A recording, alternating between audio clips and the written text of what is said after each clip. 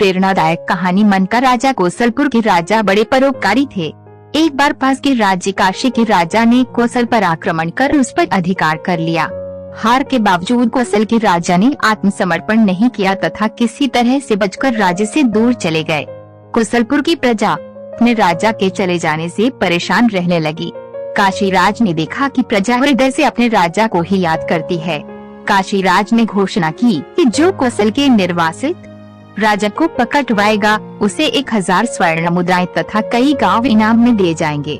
पर राज्य का कोई नागरिक इस बात के लिए तैयार नहीं हो रहा था। एक दिन कोसलराज जंगल में भटक रहे थे कि एक व्यक्ति उनके पास आया और कोसलपुर जाने का मार्ग पूछा। राजा ने पूछा, तुम वहाँ क्यों जाना चाहते हो? उसने जवाब दिया, मैं व्यापारी हूँ, नौका से सामान ला रहा था लेकिन नौका नदी में डूब गई। मैं भिखारी जैसा हो गया हूँ। सुना है कि कोसलपुर के राजा बड़े धर्मात्मा हैं। मैं उन्हीं की शरण में जा रहा हूँ। राजा ने कहा, चलो मैं तुम्हें वहाँ तक ले चलता हूँ। राजा उसे लेकर काशीराज के दरबार में पहुँचे। काशीराज ने उस जटाधारी से पूछा, तुम यहाँ क्यों आए हो? उसने कहा, काशीराज, मैं कोसलपुर का राजा हूँ। मेरे साथ आया ही व्यक्ति व्यापारी से भिखारी बन चुका है।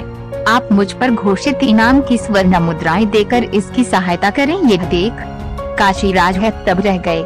बोले, अब तो महान उदार हृदय राजा हैं। मैं आपका राज्य लौटाता हूँ। सेना के बल पर मैंने आपका राज्य भले ही जीत लिया परंतु प्रजा का मन नहीं जीत पाया।